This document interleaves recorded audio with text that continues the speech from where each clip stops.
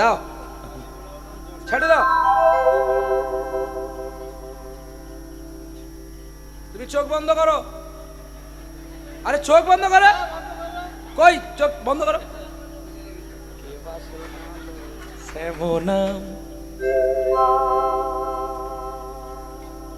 আমার কানের ভিতর দিয়া মরমে পশিল রে, আমার কানের ভিতরে দিয়া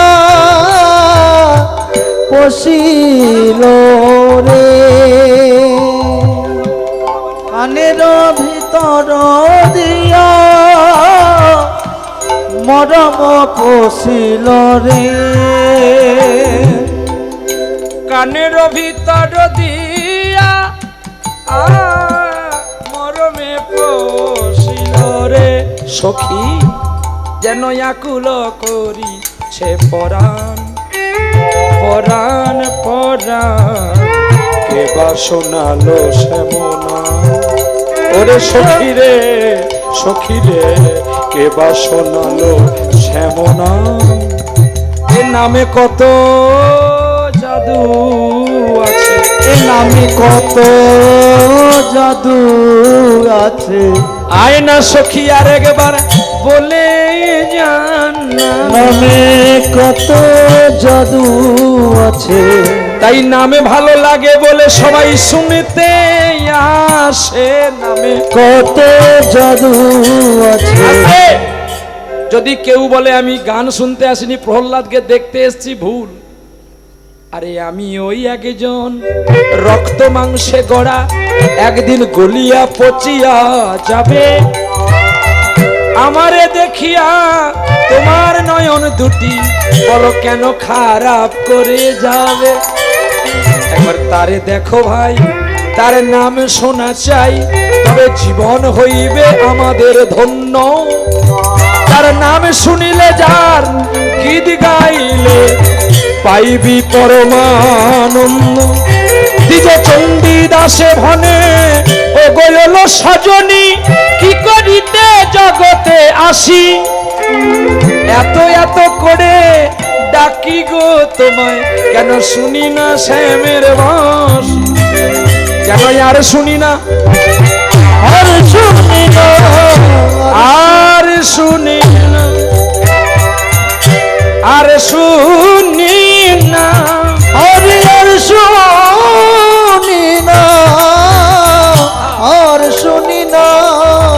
ব্রজধামে ব্রজধামে আমার কালো সোনার মোহন মাসি। ব্রজধামে ব্রজধামে কালো সোনার মোহন বাসী।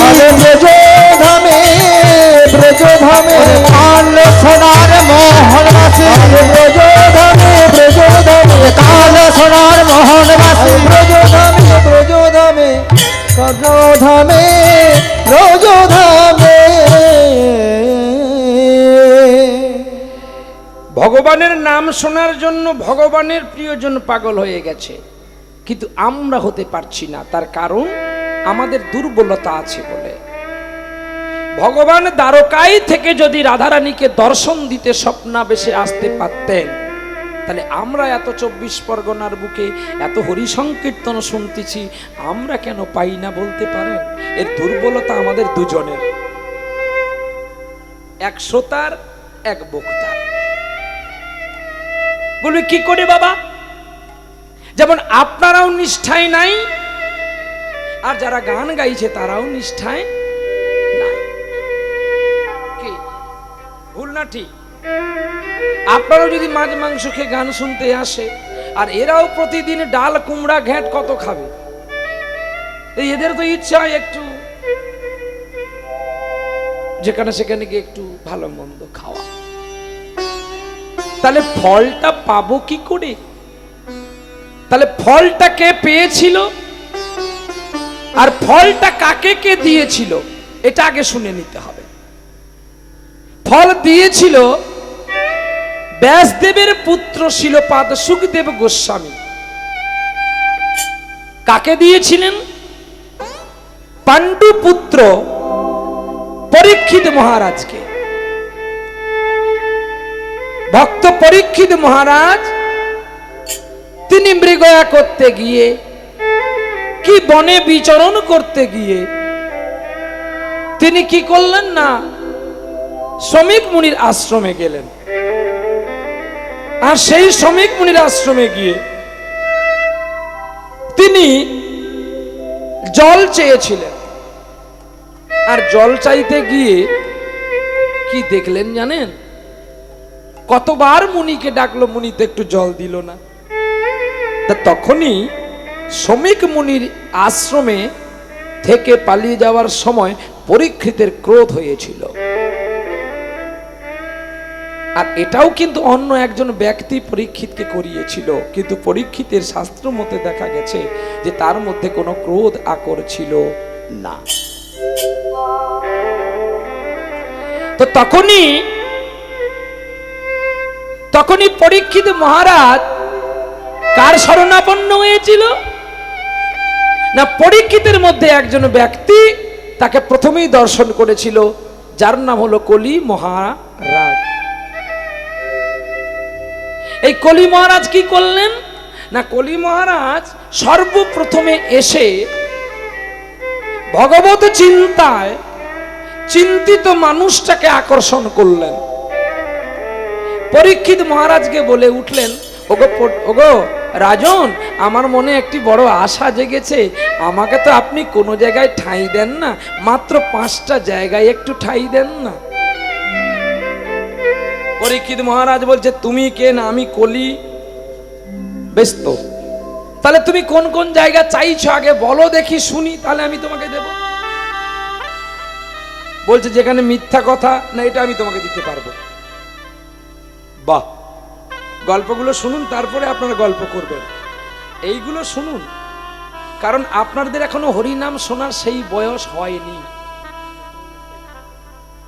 সেই বয়স হলে কিন্তু আগের দিকে বসে বসে দাঁত পাঠাতেন না, শুনতেন আর কানতেন। ওই যে বললাম না, বাগান ভর্তি করে কি লাভ হবে? ফুল যদি গোবিন্দ চরণে না গেল, তাহলে ফুল চাষ করে লাভ কি হলো? কি আপনারা যদি বলতে যান, তাহলে লক্ষ লক্ষ লক্ষ টাকা খরচ করে এত সুন্দর প্যান্ডেলের দরকার ছিল না, এত লাইটের দরকার ছিল না, এত হ্যান্ডবিল ছড়ানোর দরকার ছিল না, এত ভক্তকে ডাকারও দরকার ছিল না, এত সুন্দর সাউন্ড আনার দরকার ছিল না, এত ইউটিউব আনার দরকার ছিল না। আমরা এই তো নিজেরাই কীর্তন করতে জানি, তাহলে আর আমাদেরও না ডাকতে হতো কি বাবা? আমি কিন্তু এখানে এই কথা বলতে আসিনি যে কে কি ডিম খায়, কাঁকড়া খায়, কে কত টাকা নেয়, এটা বলতে আসছি। যে কোন রাজনীতিকে আপনারা ভোট দেবেন, একে ভোট দিলে আপনার জয় হবে, এতে আমার ফায়দা কি হবে? আমাকে ডেকেছেন হরি কথা শুনবেন বলে নাকি বাবা? তাহলে আমার কাজ কি? আপনাকে উদ্ধার করা। আর আপনারা যদি এসে এত গল্প বিচলিত হয়ে যান, তাহলে হরি কথার আসরে এসে লাভটা কি বলুন মা?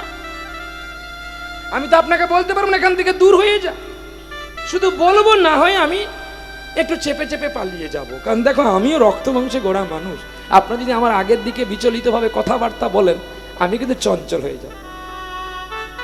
আমি তো আর একটা চকার বাক্স নয় যে সুইচ দাবিয়ে দিলে, রিমোট টিপে দিলে শুধু মারামারি হবে, মিঠুন চক্রবর্তী মারামারি। তবে কৃষ্ণ নাম ধৈর্য ধরে শুনতে হয়। তাহলে কলি জায়গা চাইলো কটি? 5টি। তার মধ্যে একটি হলো মিথ্যা কথা, 2টি হলো পরকীয়া শোনা, 3টে হলো পরনারী হরণ, 4র্থ হলো সুরা, 5ম হলো পাশাকাঠি খেলা। এই 5টি জায়গা কলি মহারাজ চাইতে এখন দিয়েই দিল পরীক্ষিত, বলে তুমি 5টা জায়গা নাও, পরশোনা। কিন্তু যুধিষ্ঠির মহারাজ পরীক্ষিতকে বলেছিল, এই রাজকোষের বাইরে যখন তুই যাবি, তুই এই রাজমুকুটটা দাদু ভাই খুলে রেখে, কারণ এটা আমাদের নিজের টাকার সোনা নয়। বাহ, এই জন্য শাস্ত্র পড়তে হয় আর শাস্ত্র কথা বলতে হয়। আমাকে তো অনেকে অনেক কথা বলে, ওর গলার দৌড় আছে বলে ছুটে যায়, ও শাস্ত্র সম্পর্কে কিচ্ছু জানেনি। আমি কি তাকে বলবো তুই কি জানিস? বলবো? আমি বলবো ভাই রে, ভগবান তোকে মঙ্গল করুক, তুই আরো ভালো করে শিখ। আমি তো শিখতে পারলাম না, তুই যদি শিখে বলিস, এটা আমাদের গর্ব। কি সকল যদি মাস্টার হবি তাহলে তোর চাটা কে বয়ে কেয়ারটেকার কে সাজবে? তোরা বড় হ, আমি না হয় তোদের চা কাপটা ধুয়ে নিয়ে যাবো। সাধু কখনো, বৈষ্ণব কখনো কারোর সঙ্গে বিতর্কতায় জড়িয়ে যায় না। শুনেছেন আমি কারো নিন্দা করি? শুনেছেন ও কতটুকু জানে, আমি কতটুকু জানি? আরে কৃষ্ণ নামের মহাসমুদ্র, সেটা একটা ছোট্ট ডিঙি নৌকো হয়ে সমুদ্রের সঙ্গে তুলনা করা যায়? এক ঢেউতে কোথায় ডুবে যাব, সারা ডুবুরি গিয়েও আমাকে খুঁজে পাবে না। অতই আমার কি দরকার? শুধু আমি এটা জানবো, হে বাসুদেব, আমি তোমার নাম গাইতে গাইতে কাঁদতে পারবো তো? আর ভক্তকে তোমার নয়ন জলে ডোবাতে পারবো তো? তবেই তো আমার সার্থক হবে জীবন। আর যে মানুষটা অক্লান্ত পরিশ্রম করে আমাদের মতো কীর্তনিয়ার হাতে এতগুলো টাকা তুলে দেবে, তার জীবনটা, তার বাস্তুটা ধন্য হবে তো? এটাই গৌর হরিব। তাহলে পরকীয়া শোনা, পরীক্ষিতের মাথায় তো মুকুট ছিল, ওই যখনই জল দিল না তখনই পরীক্ষিতের মাথা থেকে একটা সাপ হয়ে গেল। আর সেই সাপ প্রধান্বিত হইয়া কে যেন বলে, কি গো তোমাকে জল দিল না, তুমি মন্ত্রী কোনো সাজা দেবে না? দেখে একটা মৃত সর্প পড়ে আছে, সঙ্গে সঙ্গে তুম থেকে তীর বান একটা টেনে কাই করে নিয়ে মুনির গলায় দিয়ে দিল। আর গলায় দিয়ে রাজা ঘোড়ার পিঠে চলে যাচ্ছে রাজকক্ষ কুঠিরে। এন সময় কলি মহারাজ আবার বাচ্চা ছেলে সেজে শ্রমিকের পুত্রের কাছে চলে গেল, সিংহীর কাছে গিয়ে বলছে, মুনিবর, আপনি এখানে সূর্যদেবকে জল দিচ্ছেন আর ওদিকে আপনার বাবার গলায় মৃত সর্প দিয়ে পরীক্ষিত পালাচ্ছে, এর বিধান কিছু করবেন না? শ্রমিকের পুত্র সিংহী কিছু না জেনে তিনি অভিশাপ করে দিলেন, ওরে মূঢ় রাজা, তুই আজকে না জেনে না শুনে মুনির প্রতি যে অপরাধ করলি, আমি তোকে অভিশাপ করলাম, এই 7 দিনের মধ্যে তোকে দক্ষ দংশনে মৃত্যু হবে। কিন্তু রাজকোষে যখন ঢুকে গেলেন, কলি তো পালিয়ে গেলে রাজকোষে সে ঢুকতে পারবে না, রাজকোষের বাইরে যুদ্ধ হবে। তদ্রূপী যখন রাজকোষে ঢুকে গেল, তখন রাজার মনে একটা চেতনা আসলো, আমি বোধহয় একটা ভুল কাজ করে এসেছি। দেখো, অনুশোচনার চেতনার মুকুটটা খুলে দিয়ে পরীক্ষিত মহারাজ আবার ছুটছে হেঁটে হেঁটে মুনির কাছে ক্ষমা চাইবে বলে। কিন্তু তার আগে যখন শ্রমিকের পুত্র সিংহী এসে দেখে, তখন শ্রমিকের ঘুম ভেঙে গেছে। তখন বলছে, বাবা, তোমার গলায় যে সাপ দিয়েছে আমি তাকে অভিশাপ দিয়েছি, 7 দিনের মধ্যে তক্ষক দংশনে মৃত্যু হবে। শ্রমিক বলছে, বাহ, হ্যাঁ রে পুত্র, বাবা যদি বৃদ্ধ হয়, কি সুন্দর কথা, দেখো ভাগবত, বাবা যদি বৃদ্ধ হয় তবু সে বাবা, কাজ করতে না পারলে বাড়ির মধ্যে বসে থাকলো ঘরের একটা জ্যোতি হয় রে। কিন্তু তুই যে এই রাজ্যের পিতাকে অভিশাপ করলি, যে সংসারে বাবা থাকে না, মা থাকে না, যে সারাটা জীবন মায়ের জন্য অন্বেষণ করতে থাকে, যে সদা মা মা বলে কেঁদে বেড়ায়, খুঁজে বেড়ায়,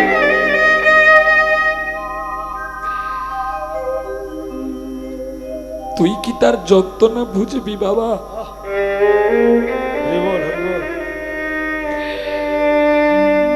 ছুটে যা, এই অভিশাপ ফিরিয়ে নে, আর না হলে পরীক্ষিতকে বলে আয় যে আমি তোমাকে অভিশাপ করেছি। পিতার কথা মতো সিংহী ছুটেছে পরীক্ষিতের কাছে, আর পরীক্ষিত ছুটেছে মুনির কাছে। মাঝপথে দেখা হয়ে গেল। যে রাতে এত ক্রোধানশালী হয়, প্রভাবশালী হয়,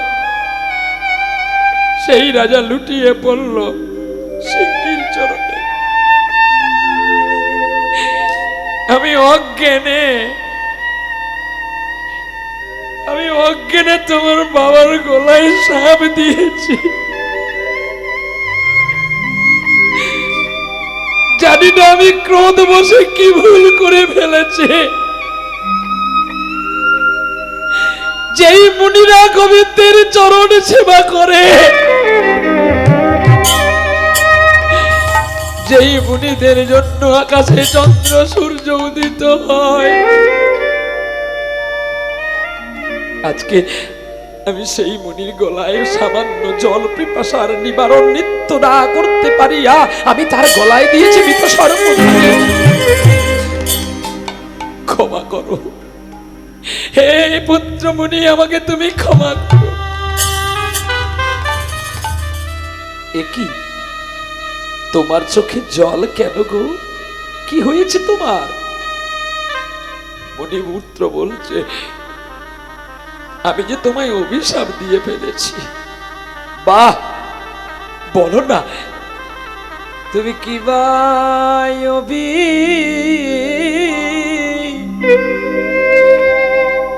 অভিশাপ দিয়েছ?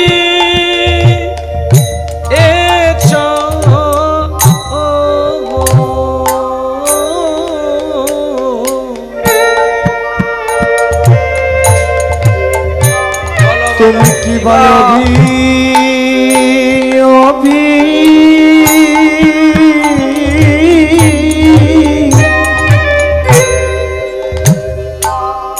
অভিশাপ দিয়েছ?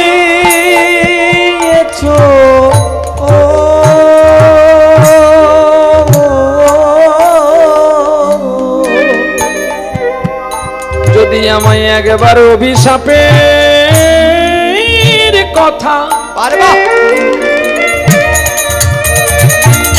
কথা বলতে পারো,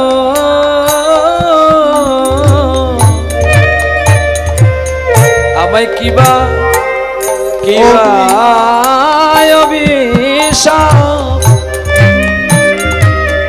অভিশাপ দিয়েছ?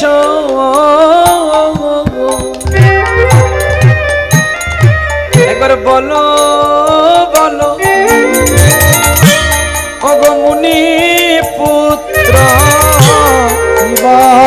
অভিশাপ দিয়েছ? একবার বলো বলো ওগো মুনি পুত্র, অভিশাপ দিয়েছ? একবার আমাকে তুমি বলো না। উনি কেঁদে কেঁদে বলছে তোমার 7 দিনে তক্ষক দংশন করবে। 7 দিনে তক্ষক দংশন করবে, ওই অকালে তোমার মরণ হবে। তত দিনে তত দংশন করবে। যাই যাই লীলার লীলার বালাই যাইবে। জয় জয় লীলার বালাই জয় রে। ও ধন্য হলো আমার ধন্য হলো। জয় জয় লীলার বিরাম জয় রে। মুনির চরণে গোড়া গড়ি দিল। জয় জয় লীলার বিরাম জয় রে।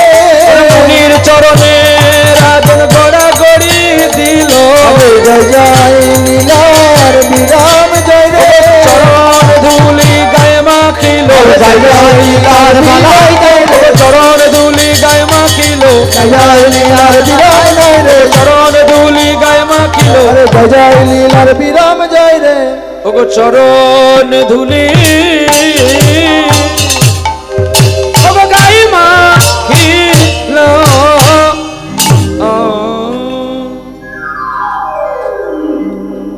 যাকে অভিশাপ দিয়েছে, আমরা হলে তো মারামারি শুরু করতাম। কি আমি যদি এখানে কাউকে অভিশাপ করি, আমাকে কীর্তনিয়া বলে কেউ বলবে? উঠেই দু চার ঘাট চড়িয়ে দেবে, সে যত বড় কীর্তনিয়া হোক। কিন্তু পরীক্ষিত মহারাজকে, একজন মহারাজকে অভিশাপ দিল মুনিপুত্র। তখনই মুনিপুত্র কেঁদে কেঁদে বলছে, যাক, তুমি এটাও তো আমাকে সুযোগ দিয়েছো 7টা দিন, এই সময়টা কে দিতে পারে? পৃথিবীতে কার কখনো মৃত্যু হবে সেটা কেউ জানে না। আজকে আমি জানতে পারলাম, তবু আমি 7টা দিন থাকতে পারব। 7 দিনের আদর্শ চিন্তনে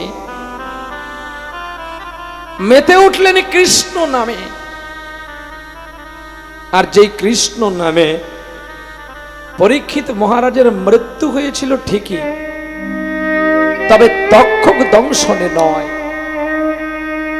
তার আগে কত মুনির কাছে গেছে, কত ব্রাহ্মণের কাছে গেছে, কত জন কত ভাস দিয়েছে।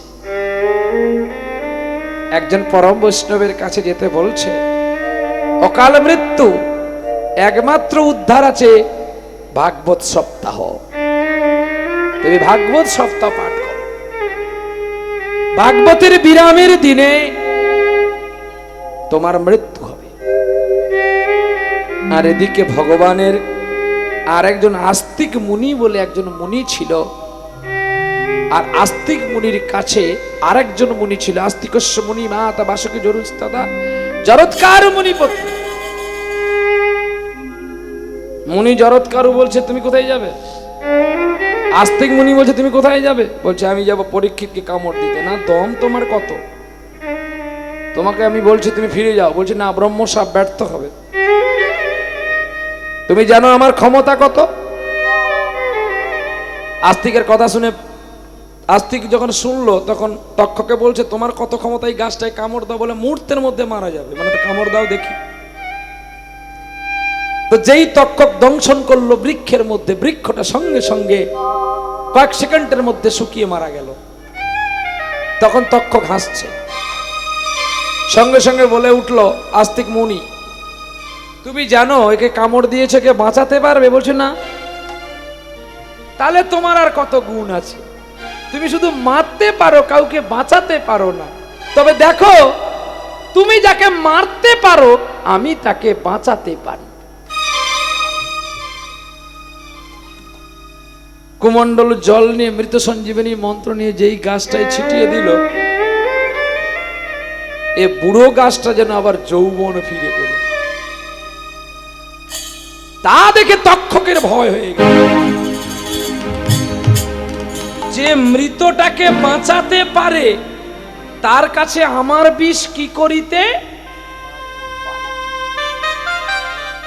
তখনই ওই তক্ষক আস্তিকের চরণে লুটিয়ে বলেছিল, ওগো মুনিবর, তুমি যদি বাঁচিয়ে দাও, আমি যদি কামড় দিই, তাহলে তো ব্রহ্ম সাপের আর কাজ থাকবে না। পৃথিবীতে কেউ আর বাবা মা ব্রাহ্মণ বৈষ্ণব মুনি ঋষি কাউকে মানবে না। তুমি এর বিধান করো, আমি কি করলে তুমি খুশি হবে? সঙ্গে সঙ্গে বলে উঠলেন, কে? আস্তিক মুনি, তোমার কথাটা আমি মেনে নিলাম।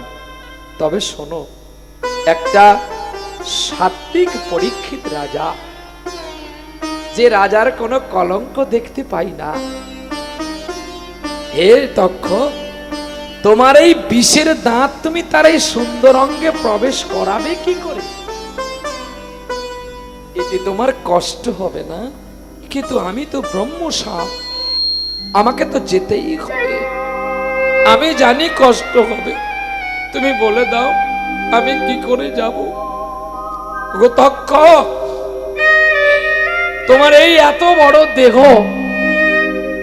তুমি নিয়ে উড়ে উড়ে যাবে, আর যখন তুমি পরীক্ষিতকে দংশন করতে যাবে, তুমি কীট হয়ে যাবে, কীট। ফলের ভেতরে আকর্ষণ করবে, কৃষ্ণ বলে নিবেদিত প্রসাদ জ্ঞানে যখন থেতে গিয়ে মাথায় ঠেকাবে, তখনই কীট রূপে তুমি তাকে কামড় দেবে, তার আগে নয়। শোনো, তোমার এত বড় দেহটা পরীক্ষিতকে কামড় দেওয়ার পরে তুমি হয়ে যাবে মাত্র এক চাকরি। আস্তিক মুনির কথায় আজকেও আপনারা দেখতে পারেন একটা তক্ষক সাপের দাম কয়েক লক্ষ টাকা। কত মানুষ ধরে বিক্রি করতে যায়, ধরা পড়লে যাবজ্জীবন জেল হয়ে যায়। যে কামড়ালো ব্রহ্ম সাপ, সাপ কামড়ালে মানুষের মৃত্যু হয়, তবুও যদি সাপকে মেরেছেন প্রশাসন জানতে পারে, ফরেস্টার জানতে পারে, আপনাকে একটা কঠিন সাজা দিতে পারে। আপনারা ভালোভাবে জানবেন, আপনার তো সুন্দরবনের মানুষ, বনে বাঘ আছে, বাঘ যদি মানুষকে মেরে খেয়ে নেয় তার জন্য কিছু দায়ী নয়, কিন্তু আপনি যদি একটা বাঘকে মেরে ফেলেন, যদি প্রশাসন বিভাগ ফরেস্টার জানতে পারে, আপনার সারা জীবন জেল কিংবা ফাঁসিও হতে। তার কারণ বলে বাঘ তোমাকে মারছে, তুমি কেন প্রশাসনে কিছু করছো না? তার এখানে তো লেখা আছে, তুমি বা বাঘের জায়গাতে বেড়াতে যাবে কেন? কি কথাটা কি ভুল? তোমার বেড়াতে যাওয়ার কথা হরিবাসন, তুমি মানুষ চেতনার বুদ্ধিজীব, তোমার এত লোভ কেন? তুমি যেখানেই বাঘ, তুমি যদি সেখানে কাঁকড়া ধরতে যাও, মধু ভাঙতে যাও, তাহলে বাঘের ডেরায় যদি মানুষ যায়, বাঘ কি মানুষকে আদর করবে? বাঘ তার শিকার করবে। আর তোমার ভাগ্য যদি ভালো থাকে, তুমি ফিরে আসবে। এই হলো সেই কথা। আপনারাই এসেছেন তক্ষকের যন্ত্রণা থেকে মুক্তি পাবার জন্য। আপনারা যদি এসে আনমনা হয়ে কথা বলেন, তাহলে বিষটা নামবে কি করে? আজকে কিন্তু আমি প্রহ্লাদ নই, প্রহ্লাদ রূপে আরেকজন ব্যক্তি, যার নাম শিলপাদ সুখদেব গোস্বামী। আর আজকে আপনারা বসেছেন যে আসনটাতে, আপনারা সকলে কিন্তু একজন, নাম পরীক্ষিত। যে আসনটাতে আপনারা বসেছেন, এই আসনটার একটাই নাম পরীক্ষিত আসন। তাহলে পরীক্ষিত মহারাজ তো নিশ্চয় ডিম মাংস খেয়ে আর হরি কথা শুনতে আসেনি। গায়ে বাজতে পারে আমার কথা, টাকা দিয়ে এনেছেন তো, গায়ে লাগবে বলেই বলছি। আমি পালালে কিন্তু কথাগুলো মিষ্টি লাগবে, তার আগে টক টক লাগবে, ঝাল লাগবে, কেমন কেমন যেন বাজে বাজে লাগবে। আমি পালালেই কিন্তু মিষ্টি লাগবে। তাহলে পরীক্ষিত মহারাজ তো আর ডিম মাংস খেয়ে বসেনি, আর শিলপাদ সুখদেব গোস্বামীও তো ডিম কাঁকড়া খেয়ে হরি কথা বলতে আসেনি। প্রমাণ শ্রীমদ্ ভাগবত। কারণ আপনারা অধিক কষ্ট করে এই অধমের কাছে কিছু শুনবেন বলে বসে আছেন। আমার কর্তব্য আপনাদের কিছু দিয়ে যাওয়া। কদিন আগেই তো আমি এসেছিলাম না, কতটা দূরে যেন আমি জানি না, ব্যাস। তবে আপনাদের গর্বিত হওয়া দরকার, একজন পুলিশ অফিসারের মধ্যে এই ভক্তি আসলো কি করে? যে পুলিশ অফিসার তো ঘুষ খায়, যে পুলিশ অফিসার মোটর সাইকেল ঘেরে হেলমেট নেই বলে টাকা নেয়, তার মধ্যে কৃষ্ণ ভক্তি কেন আসবে? এটা উনার কৃতিত্ব নয়, উনার মা বাবা কোথাও পুণ্য করেছিল, তাই তিনি আজকে পুলিশ অফিসার হয়েও তার ভক্তির বীজটা তিনি কমালেন না। তাই গৌর তিনি জানে একটা ঘরে থাকতে গেলে চোর ছাচড়া বদমাস মাতালকে নিয়ে থাকতে হয়। আমি যদি সাধু হব বলি, ওরা ঘরের ভেতরেই মেরে আমাকে মাটির নিচে পুঁতে ফেলবে। তার চেয়ে যখন মোটর সাইকেল ঘিরে টাকাগুলো নিচ্ছি, এই টাকাটা সৎ কাজে ব্যয় করে দিই। গোবিন্দ তুমি আমাকে মাফ করো। তাই আজকে তিনি তার পূর্বপুরুষের বৃত্তি পালন করছে। জানেন, আজকে যার বাড়ির অনুষ্ঠান তিনি বাড়িতে নেই, তিনি ডিউটি পালন করছে। আমাকে ফোন করে কাঁদছে, বলছে বাবা আর তোমার গানটা আমার শোনা হলো না। আমি কেন? না আমি তো ডিউটিতে আছি, ইলেকশন চলে এসছে, তুমি গাও, আমি তোমাকে মোবাইলে দেখব। বলো, যিনি অনুষ্ঠান করলেন তিনি ডিউটিতে আছেন, আর আমাদের শোনাবার জন্য যিনি আহ্বান করলেন, আপনারাই এসে যদি আনমনা হয়ে গল্প করেন, তাহলে হরি কোথায় যাবে? এই কথাটা বললেন বলে আজকে পরীক্ষিত মহারাজের কথাটা আমি আপনাদের কাছে পরিবেশন করলাম। নিতাই গৌর হরি বল। ওরে কৃষ্ণ মধুর নাম শুধু জপরে অবিরাম, শান্তি পাবি রে মনান্তরে। কৃষ্ণ মধুর নাম জপরে অবিরাম, শান্তি পাবি রে মনন্তরে। কলিতে কৃষ্ণ নাম জীবেরই পরিত্রাণ, কলিতে কৃষ্ণ নাম জীবেরই পরিত্রাণ, অনায়াসে যাবি ভব পারে রে মন আমার। কৃষ্ণ মধুর নাম জপরে অবিরাম, শান্তি পাবি রে মনন্তরে। কৃষ্ণ মধুর নাম জপরে অবিরাম, শান্তি পাবি রে মনন্তরে।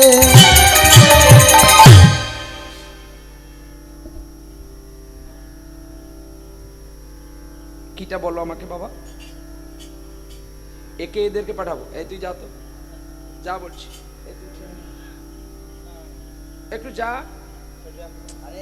আরে বলতে চাইছে যে সাউন্ড আছে আমি বাজাচ্ছি না। আরে ইশারা সাউন্ডটা সেট করবে, মানে আমার হচ্ছে না, তুই আসলে হবে। আউটে চলছে, আউটে ভালো হচ্ছে। আউটে কল শুনতে পাচ্ছেন না? পাচ্ছেন তো? আউটে ভালো চলছে। আরে তুই যা না, দেখি চেকটা করে দেবো তো। তুমি কি বাড়াতে বলছো? তুই চেকটা দেখো না কি হচ্ছে না হচ্ছে। কথা বোঝে না।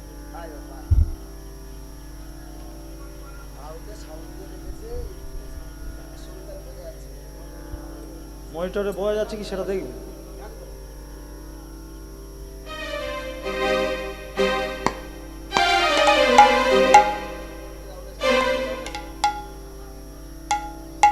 বাইকটা অফ করো।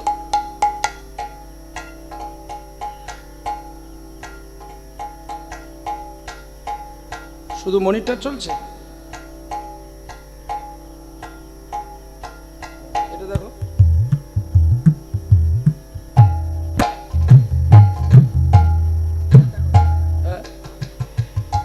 কৃষ্ণ মধুর নাম জপরে অবিরাম, শান্তি পাবি রে মনান্তরে।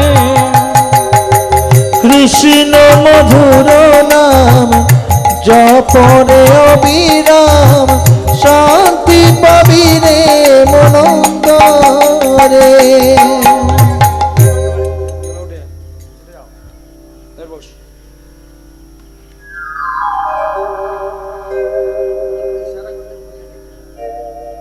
চলো দেখি।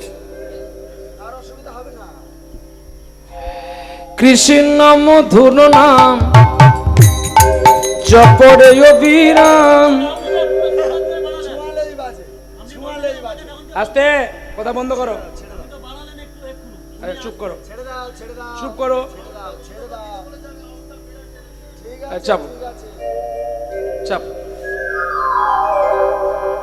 ছেড়ে দাও, ছেড়ে দাও, ছেড়ে দাও। ছেড়ে দাও। বিতর্কে না গেওয়াটাই ভালো। সাধু বাতে চলতে হবে, সাধু বাতে নিশ্চয়ই কায়দা হবে। ও কেন, ও দাদু কায়দা হবে কি?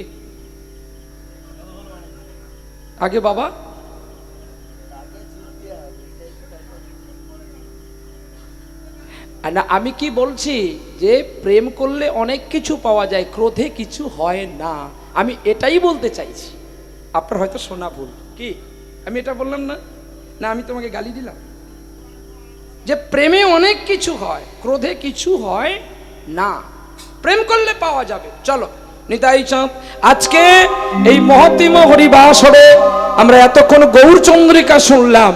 নিতাই চাঁদের করুণায়, গৌরচাঁদের কৃপায়, ভক্ত চরণধুলির দর্শনে আজকে আমরা শুনতে পেলাম এতক্ষণ পরীক্ষিত মহারাজের কৃষ্ণ কথা।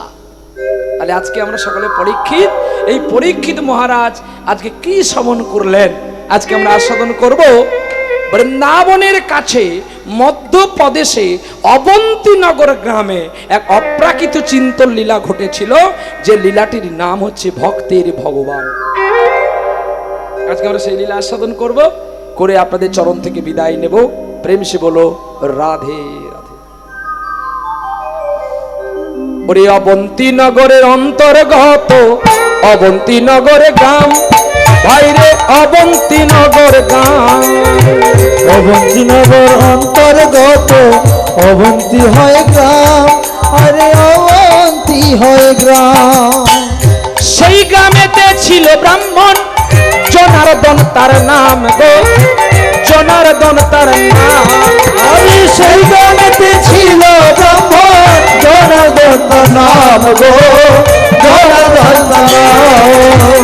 সেই গ্রামে একটা ব্রাহ্মণ ছিল জনার্দন নাম, মুখে তার ছিল কৃষ্ণ নাম। নাম ছিল বুঝি তার মুখে কৃষ্ণ নাম। আর ছিল বুঝি মুখে কৃষ্ণ নাম, কৃষ্ণ নাম ছিল মুখে মুখে কৃষ্ণ নাম। রাধা নাম করে বেড়ায় রে, বেড়ায় রে, রাধা নাম করে বেড়ায় রে। হরি রাধা নাম করে বেড়াই রে, রাধা নাম করে বেড়াই রে। হরি নাম কৃষ্ণ নাম বড়ই মধু, ও গো বড়ই মধু। হরি নাম কৃষ্ণ নাম বড়ই মধু, ও গো বড়ই মধু। যেই জন কৃষ্ণ ভজে সে বড় চতুর গো, সে বড় চতুর। হরি হরি এই জন কৃষ্ণ ভজে সে বড় চতুর গো, সে বড় চতুর।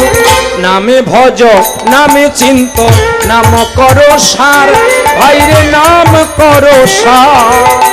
নাম ভজ নাম চিন্ত নাম কর সার, ভাইরে নাম কর সার। অনন্ত কৃষ্ণের নাম যেন মহিমায় পার গো, মহিমায় পার। তাই গৌর হরি বল। নাম মহিমায় পার গো, মহিমায় পার।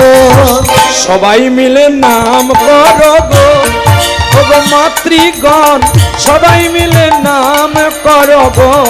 আরে সবাই মিলে নাম করো গো, মাতৃগণ সবাই মিলে নাম করো গো। এবার সবাই মিলে নাম করো গো, আমার পিতৃগণ সবাই মিলে নাম করো গো। হাতে করো তালি দিয়া করো কৃষ্ণ নাম, ওরে করো কৃষ্ণ নাম। ওরে নামে ভজিলে নাম চিনিলে ওরে পাবি পরিত্রাণ গো, আরে পাবে পরিত্রাণ। ওরে নামের মতো বন্ধু ভাই রে আর কেউ জগতে নাই, ওরে আর কেউ জগতে নাই। ওরে বিপদে আপদে সদা ওরে ডাকরে কানাই গো, ডাকরে কানাই। হরি বল হরি বল হরি বল হরি বল হরি বল হরি বল হরি বল হরি বল। হরি বল। ওরে মিটে যাবে গন্ডগোল, আরে হরি বল হরি বল, ওরে মিটে যাবে গন্ডগোল হরি বল হরি বল। ওরে যাওয়ার বল আশার বল, হরি বল হরি বল, ওরে আমারও বল আপনাদের বল। হরি বল হরি বল।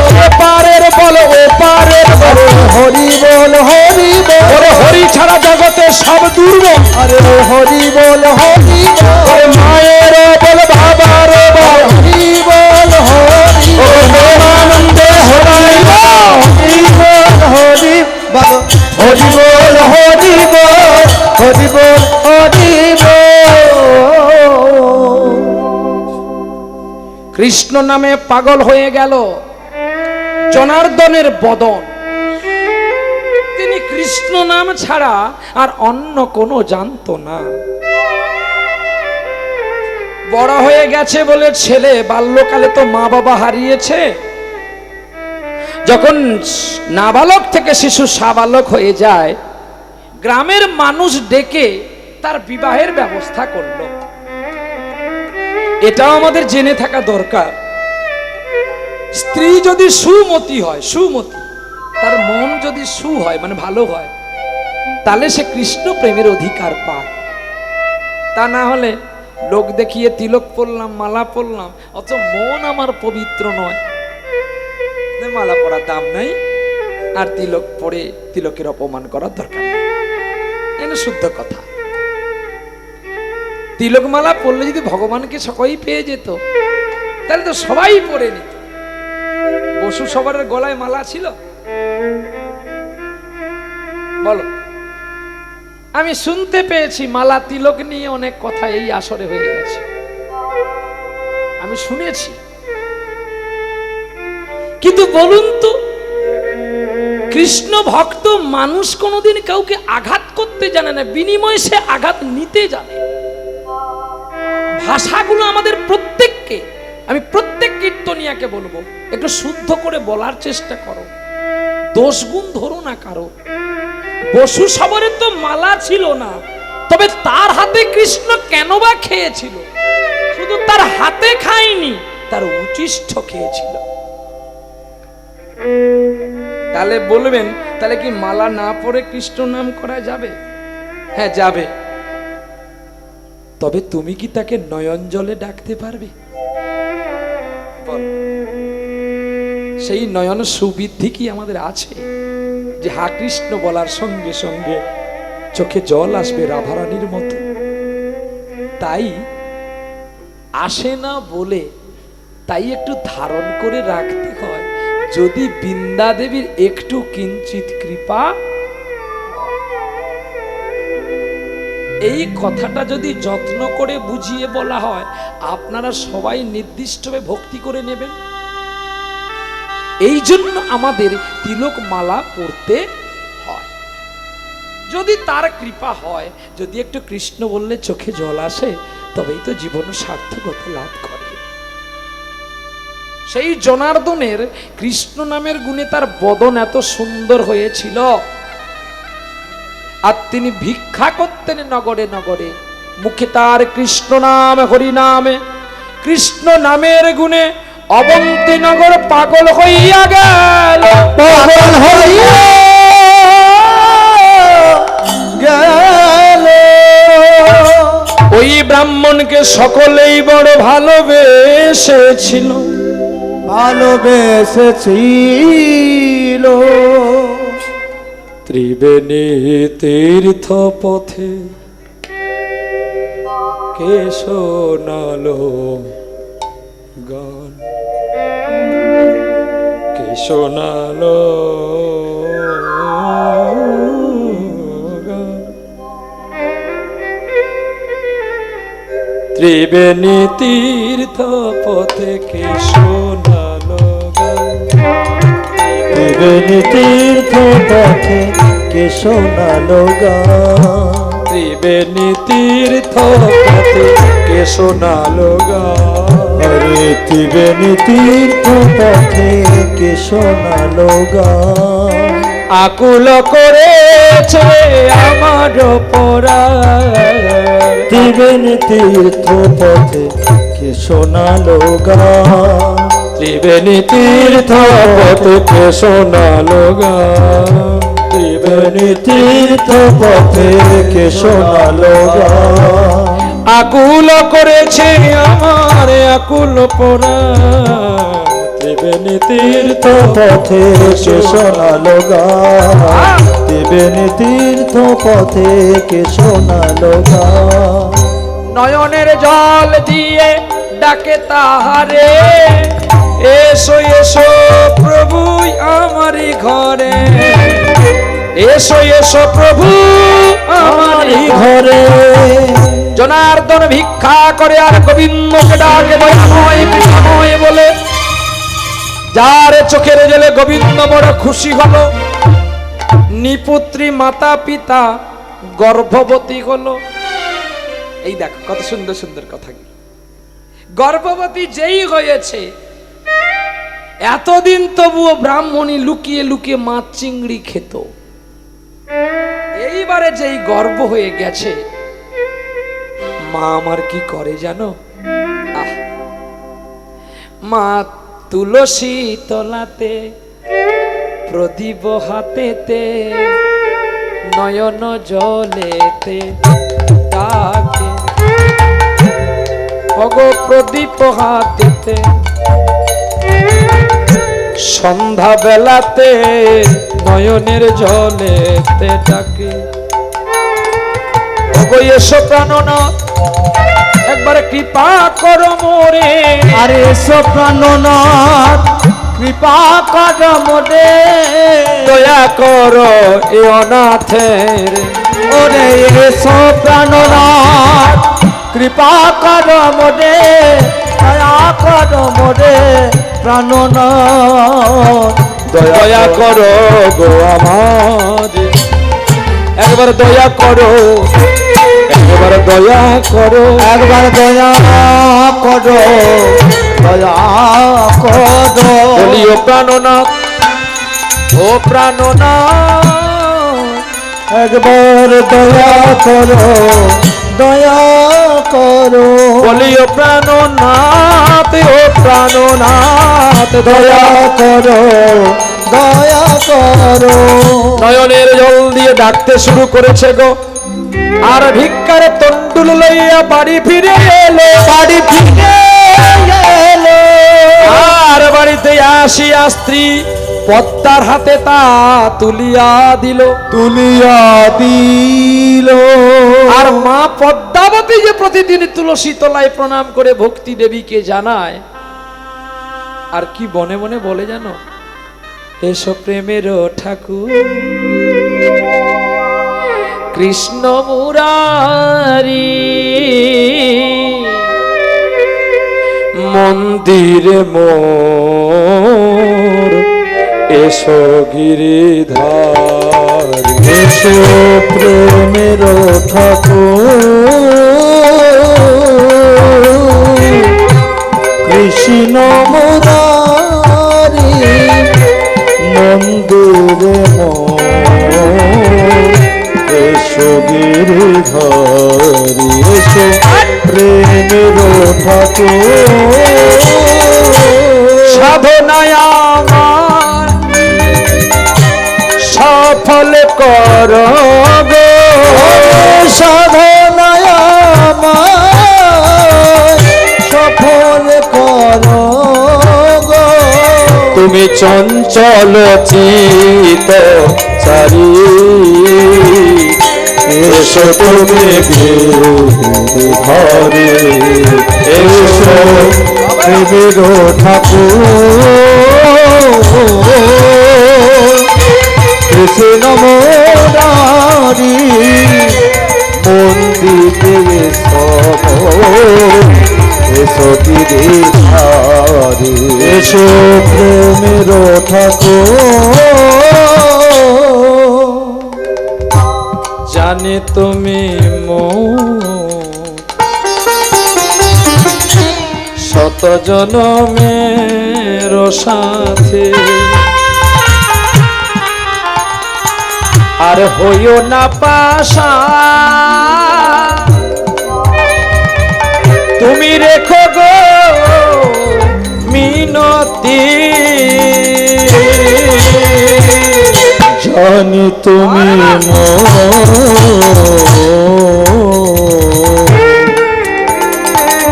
শত জনমের সাথী,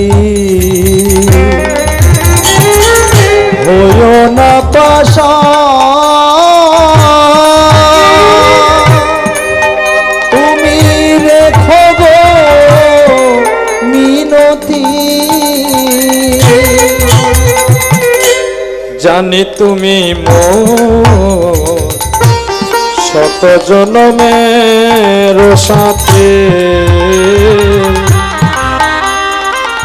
আজ হইও না পাশা দেখো গো মিনতি ওগো সাধনায়া মা সফল করম সাধনায় সফল করো গো তুমি চঞ্চল চিত চারি এসো তুমি এই ধরি এসো প্রেমের ঠাকুর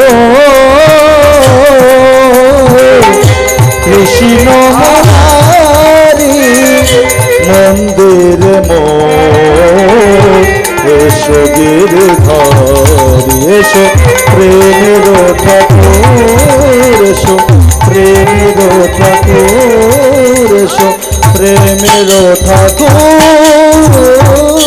বলো বলো রাধা রানী কি শ্যাম সুন্দর কি ভক্ত ভগবান কি উৎসব নায়ক দাতা মহাশয় কি যার পিতা মাতা কি নিতাই গৌর বিষ্ণু প্রিয়া প্রেমানন্দে নিতাই গৌর হরি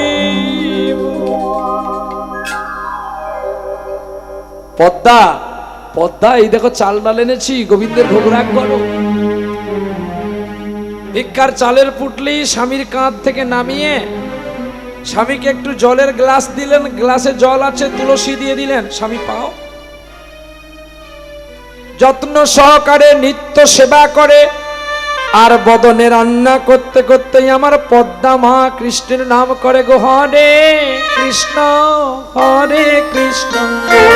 কৃষ্ণ কৃষ্ণ হরে হরে হরে রাম রাম রাম হরে হরে কতই দূরে আছো তুমি দেখা দাও গো অন্তর্যামী তোমার প্রেমে ডুবে একা কবে পাবো তোমার দেখা এই নয়নের জলে থাকি তোমারে এসো এসো আমার ঘরে হরে কৃষ্ণ কৃষ্ণ কৃষ্ণ কৃষ্ণ হরে হরে হরে রাম রাম রাম হরে হরে আর কত দূরে আছো তুমি দেখা দাও গো জগৎ স্বামী তোমায় এতই করে তাকি আমি কেন দেখা দাও না গো জগৎ স্বামী তুমি দেখে দেখে হলাম কানা একবার এসে দেখা দে না হরে কৃষ্ণ কৃষ্ণ কৃষ্ণ হরে হরে রাম রাম রাম হরে হরে প্রেম জানি না ভক্তি জানি না কেঁদে কেঁদে মা বলছে আমি প্রেম জানি না প্রভু ভক্তি জানি না নয়নের জলেও ডাকতে পারি না এসো এসো কাঙালের ঘরে কাঙাল ডাকে কাতর সুরে হরে কৃষ্ণ কৃষ্ণ কৃষ্ণ হরে হরে হরে রাম রাম রাম হরে হরে কৃষ্ণ নাম হরি নামে বড়ই মধুর বড়ই মধুর যারা কৃষ্ণ ভজে তারা বড়ই চতুর রান্না করে চিত্রপটের আলোকে ভোগ লাগাইল নয়নের জল দিয়ে প্রভুরে নিবেদন কইল দূর হইতে প্রাণ গোবিন্দ আশীর্বাদ দিল শোনো পদ্মা আজ তোমার মতো যদি কেউ আমাকে এমন করে ভক্তি করত আমি বড় খুশি হতাম আমাকে কে কি দিয়ে খেতে দেয় আমি এটা কোনোদিন দেখি না আমি কি দেখি জানো কে কিভাবে আমাকে ডাকে ঈশ্বরকে কে কি খেতে দেবে, ঈশ্বর কোনোদিন এগুলো দেখেন না। তাই তো গীতার শ্লোক বলল, পত্রং পুষ্প ফলয়ং তোয়ং যোমে ভক্তা প্রযচ্ছতে। অর্থাৎ এই কলিযুগে ভগবানকে দেওয়ার মতো আমাদের কিছু নেই, তাহলে আমরা ফল জল এত রান্না করে দিই কেন? এটা আমাদের ইন্দ্রিয়গুলোকে জাগাবার জন্য, সচেতন রাখার জন্য। ঈশ্বর তোমার হাতে ভাত খেতে আসবে, তুমি এত শুদ্ধাকারী না। তাকে না দিয়ে পেলে আমাদের চুরি করে খাওয়া হয়, তাই তাকে দেখিয়ে আমরা পেয়ে নিলাম। কে খাইয়েছিল এই কলিযুগে মর্তর ভূমিতে? কে ভগবানকে খাইয়েছিল? শিখণ্ড পাঠ বর্ধমানে মুকুন্দ কবিরাজের পুত্র, যার নাম ভক্ত রঘুনন্দন। এই রঘুনন্দন খাইয়েছিল, আমরা কেন পারি না? এটা জানতে হবে। রঘুনন্দন আমার আপনার মতো সাধারণ ব্যক্তি ছিল না, তিনি ছিলেন ব্রহ্মার পুত্র মদন কামদেব। গোবিন্দকে 5খানা বাণ মেরে দিয়েছিল যে আমি একা দেখতে সুন্দর, কিন্তু এ তো দেখতে আমার চেয়ে সুন্দর, তাই একে যদি না নিধন করি এ ধরিত্রীর বুকে আমাকে কেউ সৌন্দর্য বলবে না। তাই ব্রহ্মার দেওয়া মাত্র কামের 5খানা বাণ ওই তুম থেকে নিয়ে গোবিন্দকে নিক্ষেপ করে ছুঁড়েছিল, আর সকল বাণগুলো এসে গোবিন্দের চরণে লুটিয়ে পড়েছিল। এই অপরাধে গোবিন্দ তাকে অভিসম্পাত করেছিল, তুমি কলিযুগে মর্তলোকে তোমাকে মানব রূপে জন্ম নিতে হবে। মদন কামদেব ছুটে এসে গোবিন্দকে জড়িয়ে ধরে বলেছিল, চরণ রাগা চরণ, প্রভু তুমি আমাকে মর্তলোকে পাঠাও, তাতে আমার দুঃখ নেই, কিন্তু আমি মর্তলোকে গিয়ে তোমাকে খাওয়াতে পারবো তো? তোমার মনে খাওয়ানোর বাসনাটা এলো কেন? প্রভু সবচেয়ে রূপবানের অহংকারটাই হচ্ছে মানুষের জীবন। আমি যে অহংকারে তোমাকে বাণ নিক্ষেপ করেছিলাম, আমি সেদিন কাঙাল হয়ে যেন তোমার রূপে পাগল হয়ে তোমাকে খাওয়াতে পারি। এই হলো সেই লীলা, এই হলো সেই তত্ত্ব। কৃষ্ণ কথা কখনো জোরে বলতে নেই, খুব মৃদু মৃদু করে বলতে হয়। কেন? কৃষ্ণ নাম যে কত মধুর, তাকে যত নয়নের জল দিয়ে প্রেম ভক্তি দিয়ে বলতে পারবেন, গোবিন্দ খুশি হবে। আপনারা দেখেন না, ভাগবত পাঠ যারা টিভিতে প্রচার করে তারা জোরে জোরে বলে, বাবা কি গো জোরে জোরে বলে, হাত নাড়ে না, তারা আস্তে আস্তে কথা বলে। কেন? সাধু বাক্য বদ অমৃত। আপনারা দেখবেন মুনি ঋষিদের বাক্য কত অমৃতময়, ছোট ছোট করে বলে, আর ছোট ভাষাটা যেন অমৃত হয়ে সারা গায়ে জড়িয়ে পড়ে।